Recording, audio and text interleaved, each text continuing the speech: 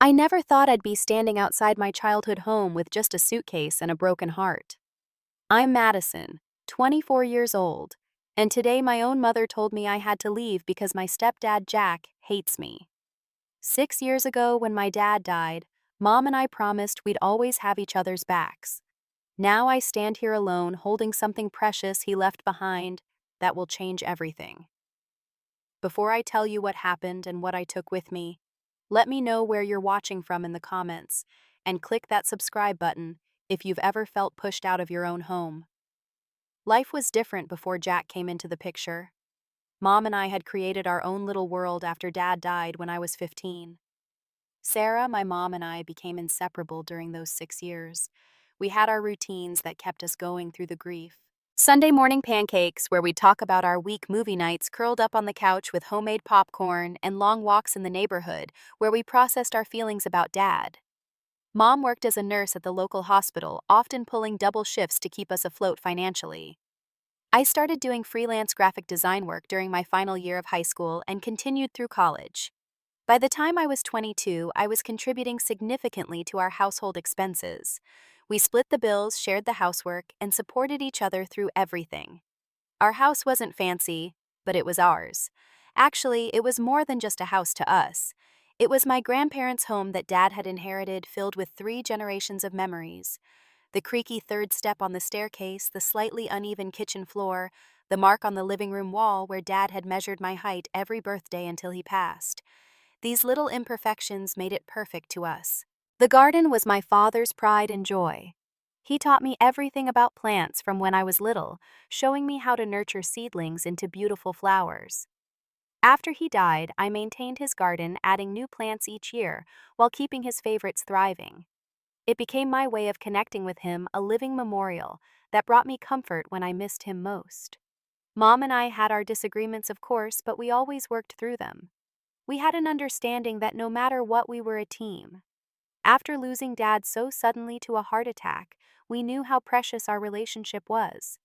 We promised never to go to bed angry with each other, a pact we kept faithfully for years. I remember the day Mom first mentioned Jack.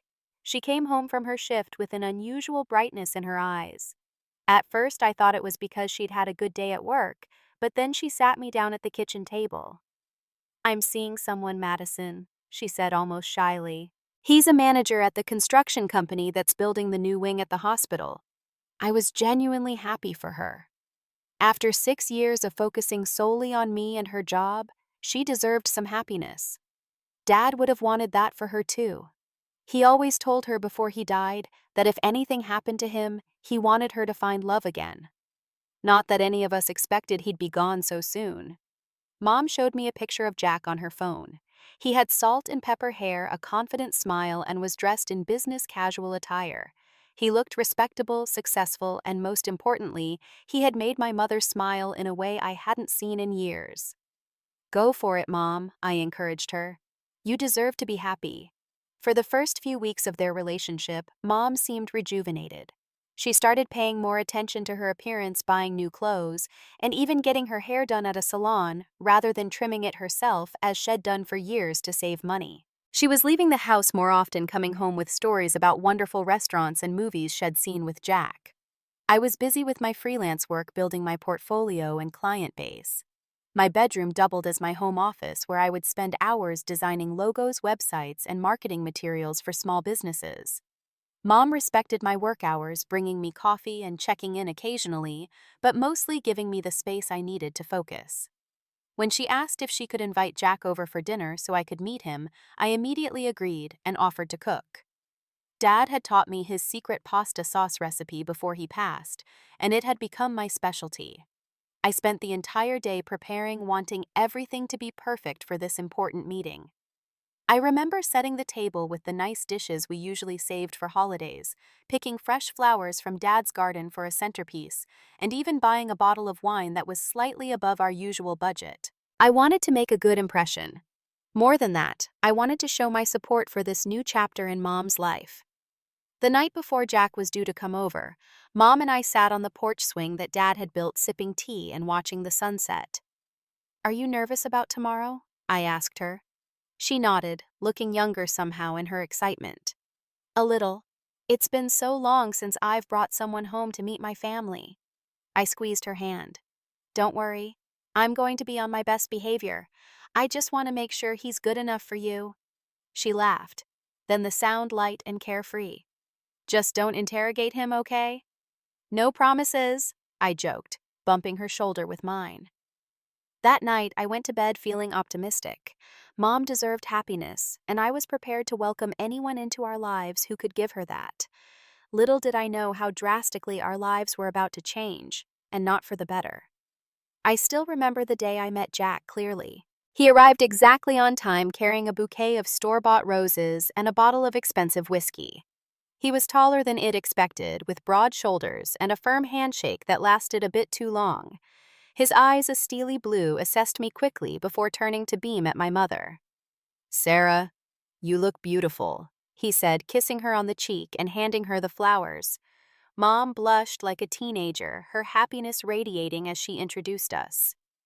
"Jack, this is my daughter Madison, the famous graphic designer." Jack replied with a smile that didn't quite reach his eyes.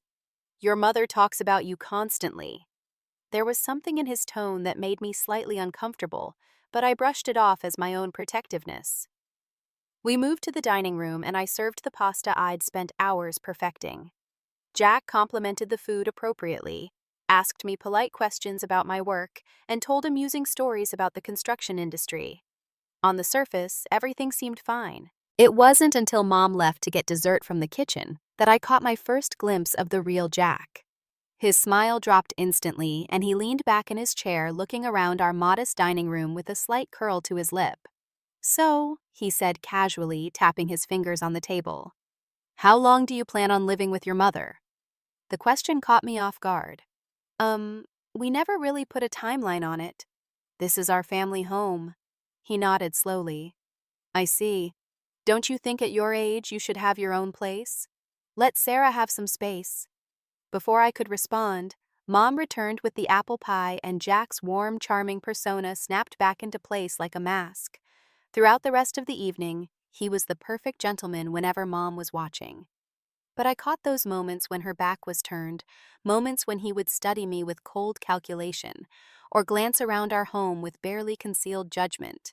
After that first dinner, Jack began spending more time at our house. At first, it was just dinner once or twice a week. Then he started staying overnight on weekends. Within 2 months, he had a drawer in Mom's dresser and a section of the medicine cabinet for his toiletries. With each visit, small things around our home began to change. The family photos on the mantel were rearranged with several pictures of Dad being moved to less prominent positions. The throw blanket my grandmother had knitted, which had always been on the living room couch, was folded and tucked away in a closet, because Jack found it scratchy. The schedule on our refrigerator, where Mom and I had always coordinated our work hours and responsibilities, was replaced with a sleeker digital calendar that Jack bought as a gift. Individually, these changes seemed minor, hardly worth mentioning, but collectively, they represented a subtle reshaping of our home environment to suit Jack's preferences. Mom seemed either not to notice or not to mind, too caught up in the excitement of her new relationship. As the weeks passed, Jack began making comments about my habits around the house. The way I loaded the dishwasher wasn't efficient. My music was too loud when I was working, even though I'd always played it at the same volume. The vegetarian meals I occasionally cooked were too experimental and lacked protein. Again, each criticism was delivered with a smile when Mom was present, or with a colder directness when we were alone. One evening, I spent hours preparing a special dinner to celebrate Mom getting a promotion at the hospital. I'd made her favorite dishes and even baked a cake from scratch. When they arrived home together, Jack took one look at the table and frowned. "You didn't need to go to all this trouble, Madison," he said. "We actually ate at the Capitol on our way home. Sarah mentioned the promotion, so I wanted to treat her somewhere special. Mom at least had the grace to look apologetic. I forgot to text you, honey." Jack made reservations as a surprise. I forced a smile, trying not to show my disappointment. "That's great. We can save this for tomorrow." Jack glanced at the food with barely concealed disdain. "It probably won't be as good reheated. Such a waste of time and groceries. It was the first time Mom didn't defend me. She just gave a small shrug and said, "We'll appreciate it tomorrow, though. It's the thought that counts." Later that week, I overheard them talking in the kitchen late at night when they thought I was asleep. "Don't you think Madison is a bit old to be living at home?" Jack asked. "Most kids her age have their own places." Mom's voice was hesitant. "This is her home too, Jack. And she helps with the bills. We're comfortable with this arrangement. I'm just saying it's not normal. And it's not good for her development as an adult. Plus," Jack paused, his voice dropping to a conspiratorial whisper, "don't you want some privacy? Just the two of us." Their relationship accelerated quickly after that. 8 months after they met, Jack proposed. The wedding was small and hastily planned. Many of our family friends seemed surprised by the speed of it all, and some of Mom's longtime co-workers didn't hide their concern very well. But Mom was adamant that she'd found happiness again and didn't want to waste time. I tried to be supportive, helping with wedding preparations and standing beside Mom as her maid of honor. But I couldn't shake the feeling that Jack was rushing things, intentionally solidifying his position in our lives before anyone could raise too many questions. The wedding itself was nothing like what Mom had once described as her dream wedding. Instead of the garden ceremony she'd always wanted, Jack insisted on a sterile hotel ballroom. Instead of the homemade personal touches she loved, everything was professionally done and impersonal. I watched my mother compromise again and again, always with that same nervous smile that had become increasingly common on her face. After the honeymoon, when Jack officially moved in, the true changes began. And they were far more drastic than anything I'd seen before. The day Jack officially moved into our home marked the beginning of a new, uncomfortable chapter. He arrived with 3 moving trucks filled with expensive furniture and decor, clearly intending to remake our home in his image. Within hours, our comfortable lived-in space began to transform into something that looked like it belonged in an interior design magazine, impersonal and cold. "Jack wants to redecorate a bit," Mom explained with a forced brightness when she saw my expression. "Give the place a fresh start for our new beginning." Fresh start apparently meant removing nearly every trace of our previous life. The old weathered bookshelf that Dad had built was replaced with a sleek modern unit. The vintage kitchen table where Wed shared thousands of family meals was deemed outdated, banished to the garage, and replaced with a glass monstrosity that showed every fingerprint. Even the comfortable couch where Mom and I had curled up for countless movie nights disappeared, substituted with a stylish but incredibly uncomfortable leather sectional. But the worst came when Jack decided to clean out the spare room that had functioned as storage for some of Dad's belongings that we weren't ready to part with yet. "We need to clear out all this junk," Jack announced one Saturday morning. "That's prime real estate being wasted on dust collectors." Mom hesitated, her eyes darting to me. "Some of those things are David's. We've been meaning to sort through them, but—" "It's been 6 years." Sarah, Jack cut in, his voice gentle but firm. "It's time to let go of the past and move forward. Madison is an adult now. She doesn't need to be surrounded by her daddy's things anymore." I felt my throat tighten. "Those aren't just things. They're memories." Jack turned to me, his expression a mask of practiced patience. "You can keep a few meaningful items, of course, but the rest needs to go. This is our home now, and we need the space." The emphasis he placed on "our" made it clear who he meant: me and Sarah, not me. I looked to Mom, expecting her to defend Dad's memory, to stand up for the significance these items held for us. Instead, she nodded slowly. "Jack's right, sweetie. We've held on to these things for a long time. Maybe it's time to let go of some of it." That weekend, while I was at a coffee shop working on a deadline for a client, they cleared out most of Dad's belongings. When I returned home, garbage bags filled with his clothes waited by the curb for donation pickup. His old record collection, which I had planned to keep, was gone. The fishing gear he'd been so proud of had vanished. "What happened to Dad's records?" I asked, my voice shaking with barely contained anger. Jack answered before Mom could.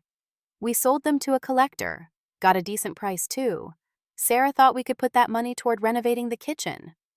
I looked at Mom in disbelief. "You sold Dad's records without asking me? You knew I wanted those. She wouldn't meet my eyes. We can't keep everything, Madison. And the kitchen does need updating. It wasn't just Dad's belongings that were under attack. Soon, Jack started questioning why I needed the second largest bedroom for my office. "You really only need a desk and a computer," he pointed out one evening. "That room would make a perfect home gym. We could move you to the smaller bedroom down the hall." I tried to explain that I needed the space for my design work, that I had clients visit occasionally, that the natural light from the big windows was essential for color matching in my designs. But Jack had already made up his mind.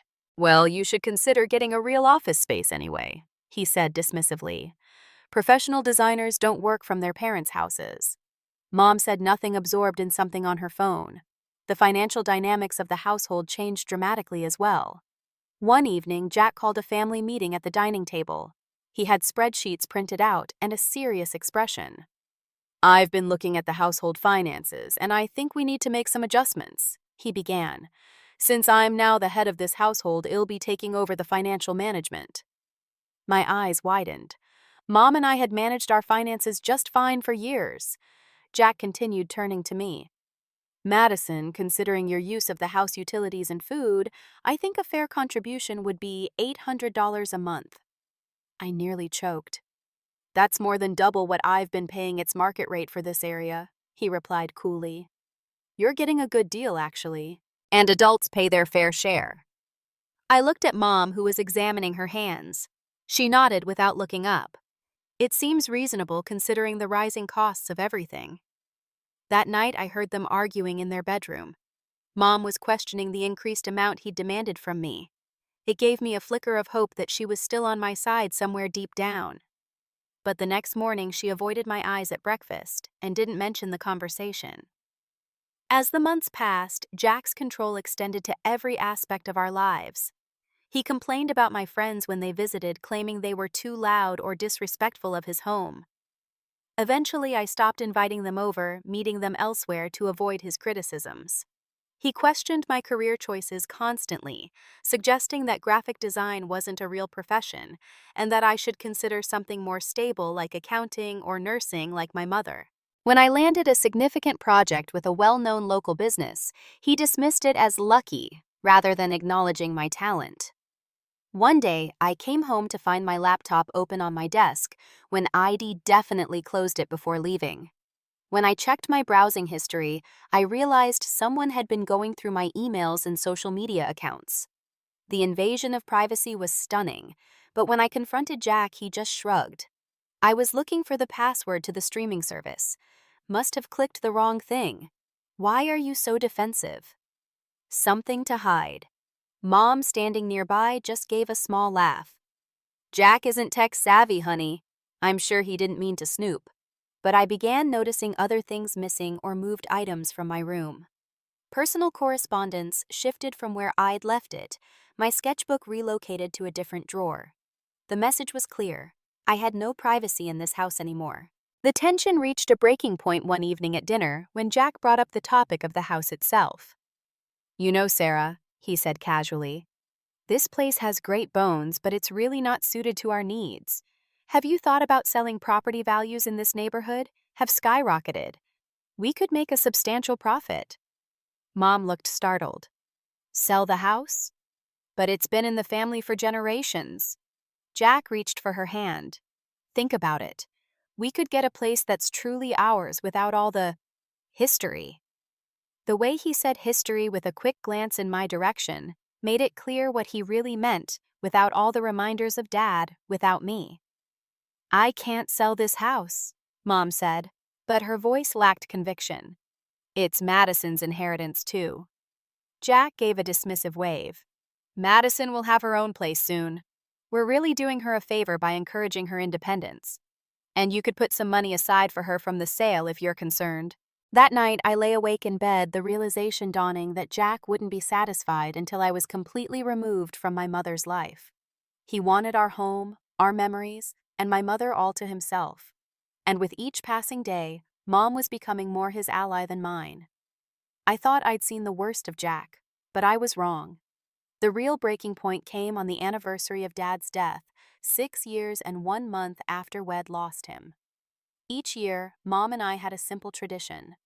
We'd visit the cemetery in the morning, then spend the evening looking through photo albums and sharing memories of Dad over his favorite meal of pot roast and apple pie. This year, Mom told me she had to work a shift she'd forgotten to request off. I was disappointed but understood the demands of her job. I decided to maintain our tradition alone, setting up the photo albums in the living room and preparing Dad's favorite meal. Perhaps Mom could join when she got home. I didn't expect Jack to come home early that day. He walked in, saw the photo albums spread across the coffee table, and frowned. "What's all this?" he asked, though I was certain he knew.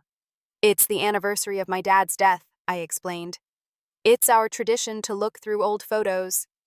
Jack made a dismissive sound. "Sarah told me she was working late tonight." "Yes, but I thought I'd still do this. She can look when she gets home." He shook his head. "She won't want to. She's moved on Madison. This wallowing in the past isn't healthy." "I'm not wallowing," I said, trying to keep my voice even. "I'm remembering my father." Jack stared at me for a long moment, then shrugged. "Well, I need to use the living room to go over some work documents. You'll need to move all this." "It's just for tonight," I protested. Jack simply gathered the albums, stacking them roughly and thrusting them toward me. "My grieving isn't convenient for him right now, and this is his house." These were his exact words. I took the albums to my room, tears stinging my eyes. Later that evening, I went to the hall closet where I kept a small wooden box of Dad's personal effects, his watch, his wedding ring, some handwritten letters, and a special note he had written to me before he died, to be opened if anything happened to him. I'd read it countless times over the years, drawing comfort from his words. But the box wasn't there. Panic rising, I searched the entire closet, then the other closets in the house. Nothing. Finally, with a sinking feeling, I checked the trash bins outside. There, beneath bags of kitchen waste, was my father's wooden box, several items missing from inside, including his watch and the letter. I rescued what remained and ran back inside, finding Jack in the kitchen pouring a drink. "Did you throw away my father's things?" I demanded, my voice shaking with rage and disbelief. He didn't even look apologetic. "We cleared out a lot of old stuff today. The house was getting cluttered." "That wasn't your decision to make. These are my personal belongings." Jack set down his glass with deliberate calm. "Actually, Madison, everything in this house falls under my purview now. I'm the man of this house, and Sarah agrees it's time to clear out the dead weight." "My father is not dead weight," I shouted, abandoning any attempt at civility. Jack stepped closer, towering over me. His voice dropped to a menacing level. "Let me be very clear. This is my house now. I decide what stays and what goes. And frankly, that includes people." The threat hung in the air between us. I stood my ground, clutching what remained of my father's belongings. "This is my home," I said firmly. "It's been my home since before you ever came into the picture." "Not anymore," he replied coldly. "Sarah and I have been talking. We think it's time you found your own place. You're what, 24? Most adults don't live with mommy and daddy anymore." "Oh wait," I corrected myself for you. The cruel jab about my father sent white-hot anger through me. I was about to respond when the front door opened. Mom walked in, still in her nursing scrubs, looking exhausted. "What's going on?" she asked, glancing between us. "Your daughter is having a tantrum because I did some cleaning," Jack said smoothly. "She seems to think she has authority over household decisions." Mom looked at the wooden box in my hands, recognition flickering across her face. "Is that David's box?" "Yes, I found it in the trash," I said pointedly, "along with the letter Dad wrote me before he died." Mom's eyes widened, and for a moment I saw a flash of the mother ID known all my life, the one who would never have allowed anyone to discard something so precious. But then Jack put his arm around her shoulders. "Sarah, we talked about this. About moving forward, not living in the past. About creating our own life together." I watched as my mother's expression changed, her momentary concern fading into resigned agreement. She looked at me, but not quite in the eyes. "Madison, maybe? Jack is right. Maybe it's time to let some things go." I was stunned into silence. She wasn't just talking about the box or Dad's belongings. She was talking about me. The next morning, I discovered something even more alarming. While looking for an important document, I found papers indicating that Jack had convinced Mom to put his name on the deed to our house, which had previously been solely in her name as Dad had left it. Further searching revealed financial documents suggesting Jack had significant debt issues and conversations with real estate agents about listing our home. I confronted Mom when she got home from work, showing her what I'd found. Jack was due home later, giving us a rare moment alone. "He's in debt, Mom," I explained. "Serious debt. I think he wants to sell the house to pay it off." She wouldn't look at me. "Those are private financial matters between a husband and wife, Madison. You had no right to go through our papers. Mom, this is our house, Dad's house, your house. How could you put his name on the deed?" She finally met my eyes, a hardness there I'd never seen before. "It's my house, Madison. Mine to do with as I please. And Jack is my husband now. Did you know he threw away Dad's things? The letter he wrote me." She sighed suddenly, looking older and tired. "Jack thinks, and I agree, that you've been clinging to the past for too long. You're a grown woman, not a grieving teenager anymore." I felt like I'd been slapped. This wasn't my mother speaking. These were Jack's words coming from her mouth. "He wants me gone, doesn't he?" I asked quietly. "And you're going to let him push me out?" She didn't deny it. Instead, she said, "Maybe it would be better for everyone if you had your own place, Madison. Jack and we need our space." "Just say it, Mom." I pressed, tears threatening. "Say what you're really thinking." She took a deep breath, then spoke the words that would change everything between us. "Jack doesn't like having you here, Madison, and I need to put my marriage first. I think you should move out. Soon." I stood there in shocked silence, my mother's words echoing in my mind. "Jack doesn't like having you here, Madison." The woman who had always been my fiercest protector was now prioritizing a man she'd known barely a year over her own daughter. "Is that what you want too?" I finally managed to ask, my voice barely above a whisper. Mom wouldn't meet my eyes. "It would be better for everyone." Jack says. "Of course," Jack says. Those two words had become the preface to every decision in our household. I interrupted her. "I don't care what Jack says. I'm asking what you want, Mom." She fidgeted with her wedding ring, the new larger diamond that Jack had given her to replace the modest band my father had saved for months to buy.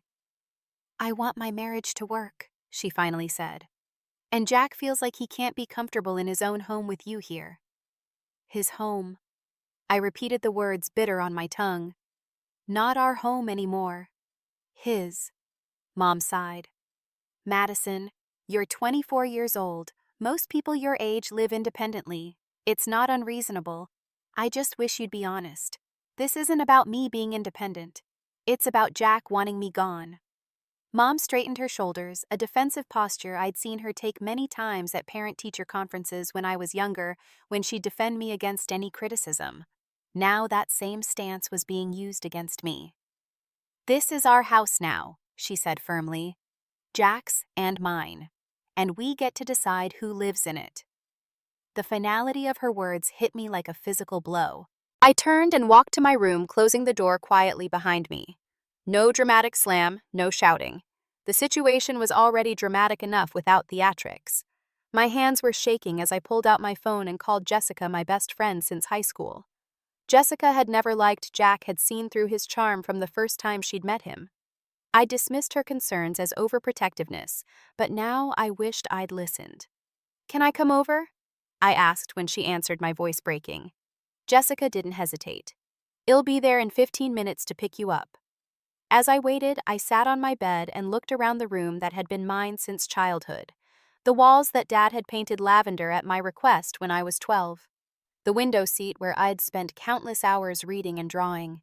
The ceiling where he'd carefully applied glow in the dark stars in the exact pattern of the night sky on my birthday. This had always been my safe place, my haven. Now it felt like enemy territory. When Jessica's text arrived saying she was outside, I grabbed a small overnight bag and stuffed it with essentials. I wasn't ready for a full move yet, but I couldn't spend another night under the same roof as Jack. The next few days at Jessica's apartment gave me space to think clearly for the first time in months. Away from the constant tension and walking on eggshells, I began to see just how toxic the situation had become. Jessica listened without judgment as I poured out everything that had happened. "Madison, what Jack is doing is textbook emotional abuse," she said gently after I'd finished. "He's isolated your mom, changed her behavior, and now he's pushing you out to have complete control." I know, I admitted. "I just can't believe she's letting it happen. She's always been so strong." Jessica squeezed my hand. "Abusers target strong people too. Sometimes, especially them. They see it as a challenge." Over the next week, I began looking for apartments I could afford on my freelance income. The rental market was tight, and prices were higher than I'd anticipated. Each night, I returned to Jessica's couch with diminishing hope.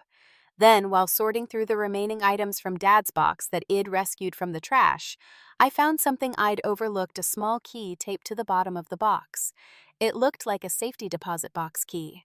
With growing excitement, I called the bank where Dad had kept his accounts. They confirmed he had indeed maintained a safety deposit box, and as his next of kin, I had rights to access it. The next morning, I went to the bank, heart pounding with anticipation. Inside the safety deposit box was an envelope with my name written in Dad's familiar handwriting, along with several legal documents. I opened the envelope first, hands trembling. "Dear Madison," the letter began. "If you're reading this, something has happened to me, and you're now facing life without your old dad around to support you. I hope you're much older when you find this, but life doesn't always work out as we plan." I blinked back tears and continued reading. "I've arranged a trust fund for you that will become accessible when you turn 25. Your mother doesn't know about this account. I saved it separately from our joint finances as a special gift for you. The details are in the enclosed documents. Use it wisely, kiddo. For college, for travel, for chasing your dreams, or maybe someday for a home of your own. I hope your mother has found happiness again by the time you read this. She deserves that. But I also hope you two have remained close. You were always the light of our lives, Madison, and the bond between you and your mom was something special. Whatever challenges you're facing now, remember what I always told you. Hardships reveal our true strength. You are stronger than you know, my brave girl. I love you always. Dad." I sat in the private viewing room at the bank, tears streaming down my face. Dad had prepared for my future, had created a safety net I never knew existed. And according to the documents, the trust would become available in just 3 months on my 25th birthday. The trust wasn't enormous, a mixture of life insurance proceeds and investments Dad had made, but it was enough to give me options. Enough to free me from financial dependence on a home that was no longer mine. With renewed determination, I met with a lawyer the next day to understand my options regarding the house. Since Mom had inherited it from Dad, and I'd been a minor at the time, the house was legally hers to do with as she pleased, including adding Jack to the deed. However, the lawyer did confirm that Dad had included a clause in his will stating his wish that the home remain in the family for Madison to inherit one day.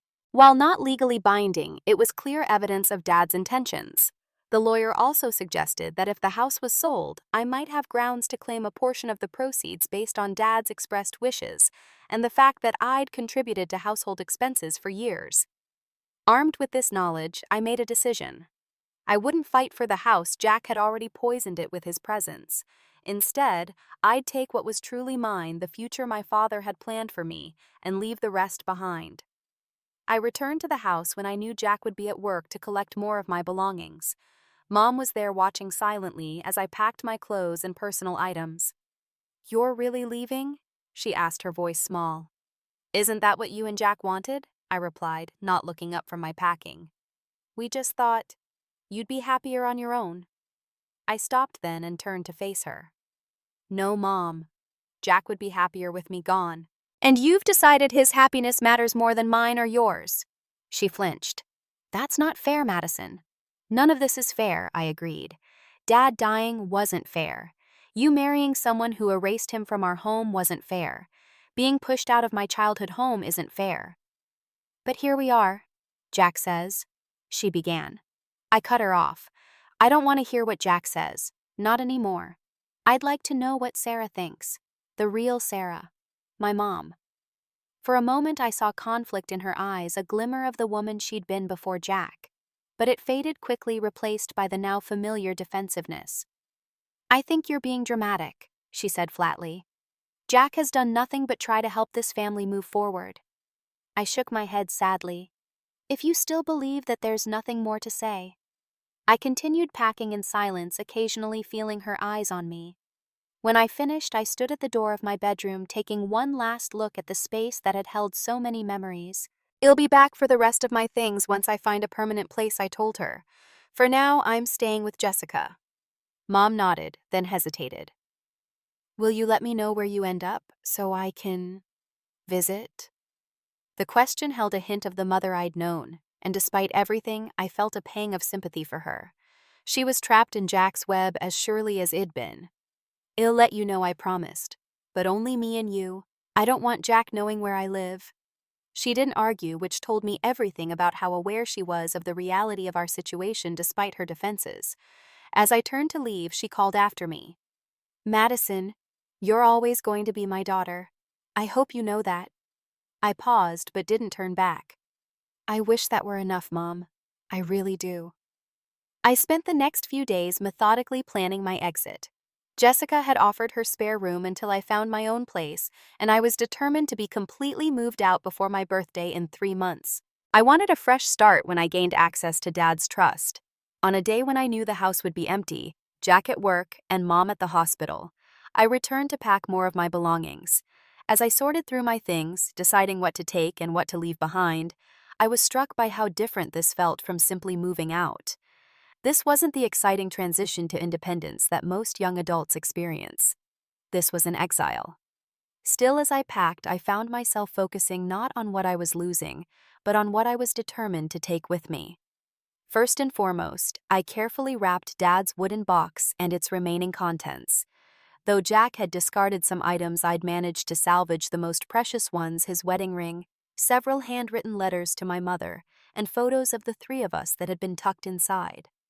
The box itself was special too, battered and simple, but made by Dad's own hands in his workshop. It carried his fingerprints, his care, his love. Next came my work equipment, my laptop graphics tablet, external hard drives, and reference materials. These represented my future, my independence, my ability to support myself. Jack had belittled my career choice countless times, but my growing client list proved him wrong. I was good at what I did, and no one could take that away from me. I carefully packed the photo albums that Jack had so dismissively shoved aside.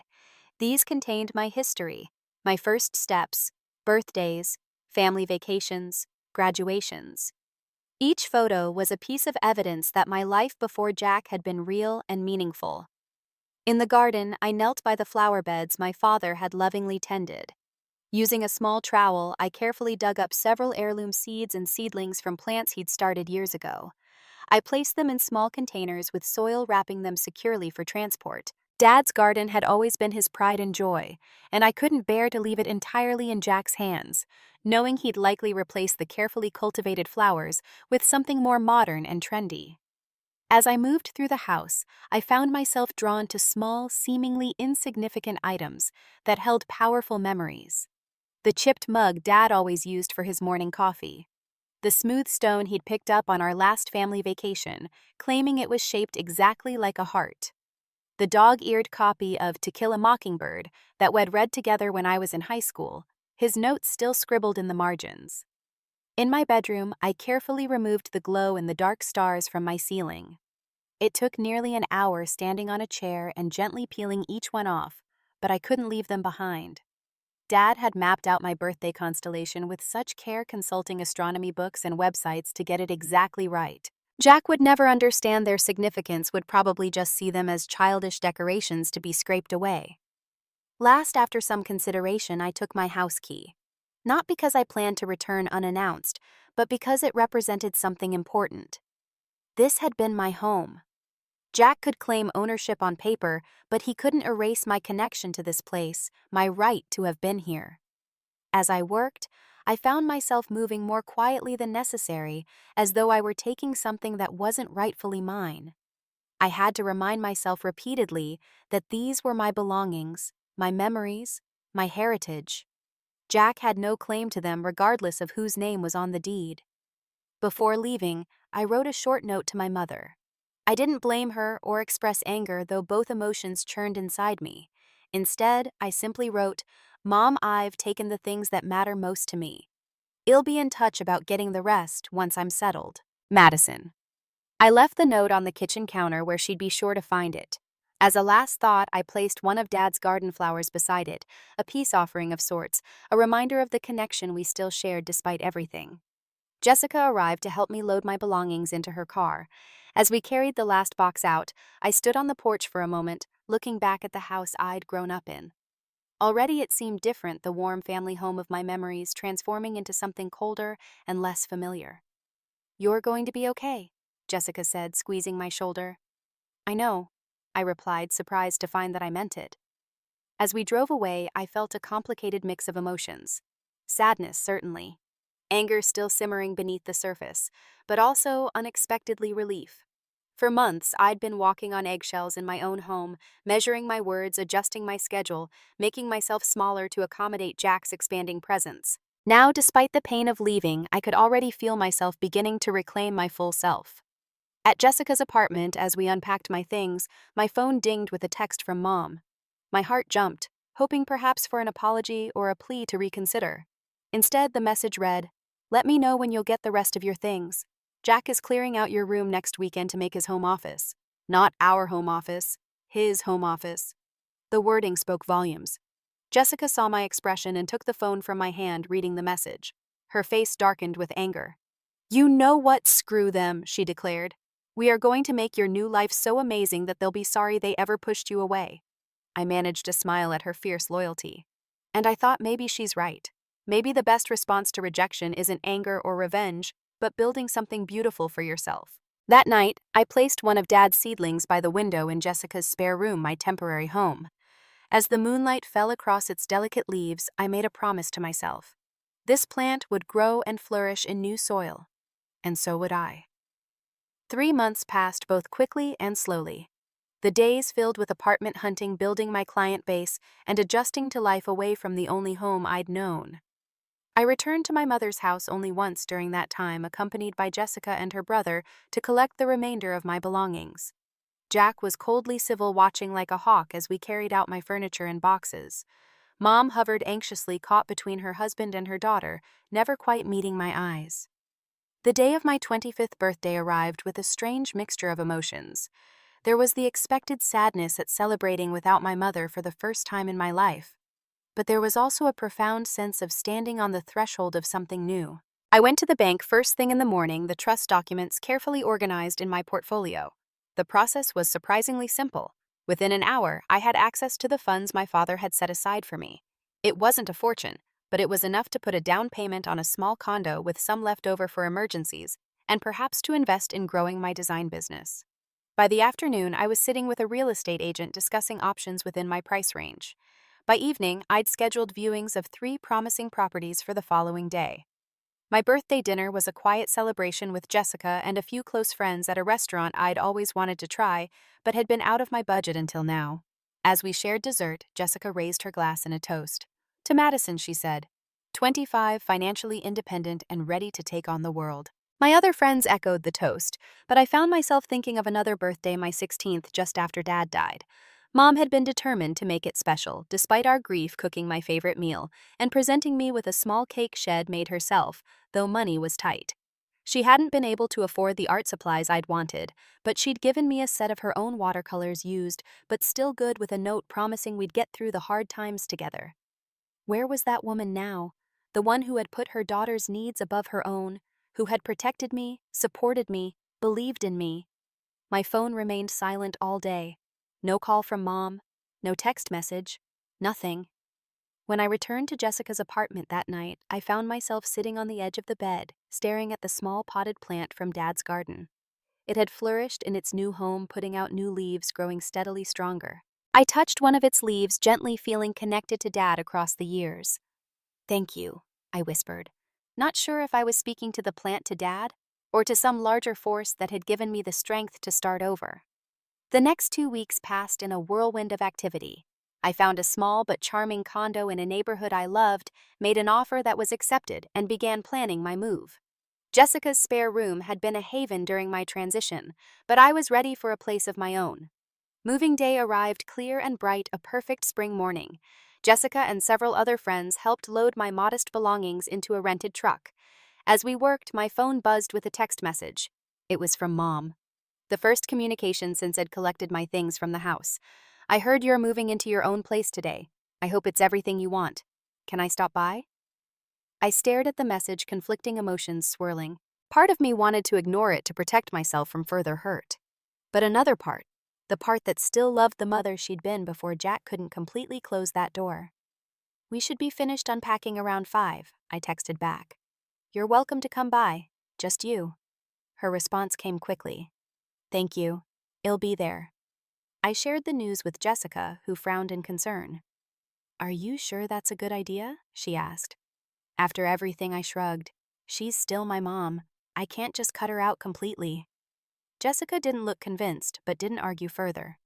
The rest of the day passed in the organized chaos of moving. By 5 o'clock, my new condo was taking shape, furniture arranged, kitchen basics, unpacked, bathroom necessities in place. My friends departed with promises to return for a proper housewarming once I was fully settled, leaving me alone for the first time in my new home. At precisely 5:15, there was a knock at the door. I took a deep breath and opened it. Mom stood there, looking smaller somehow than I remembered. Her hair was pulled back severely, her clothes expensive but conservative, the Jack-approved style she'd adopted. But her eyes were the same, and they filled with tears when she saw me. "Hi, Madison," she said softly. "Hi, Mom," I replied, stepping back to let her in. "Come see my place."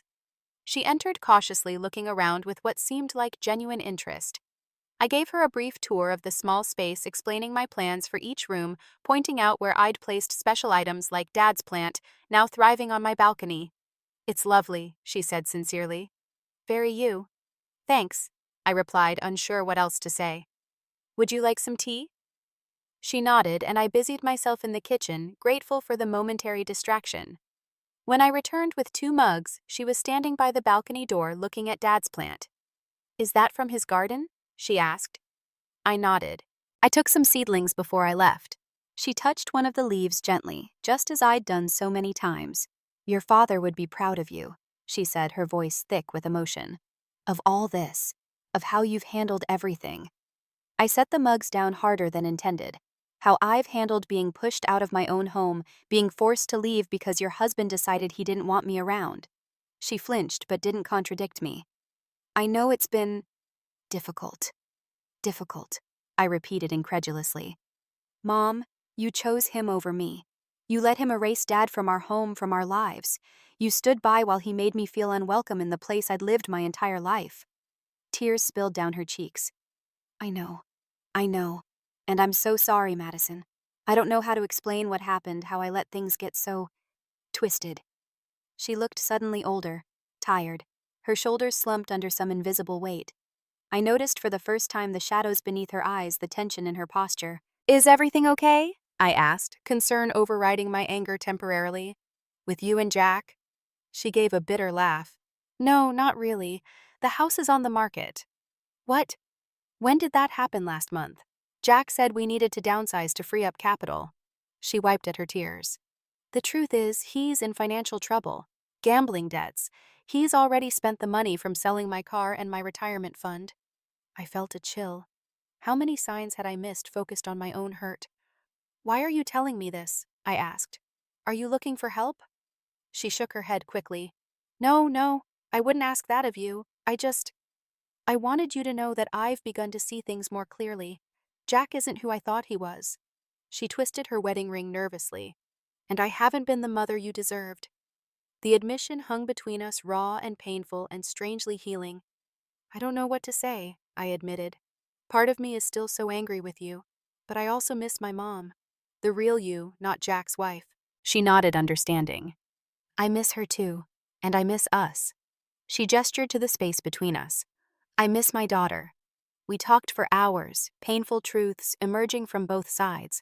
She acknowledged how she'd changed under Jack's influence, how she'd allowed his control to separate her from what she valued most, her relationship with me, her independence, her connection to Dad.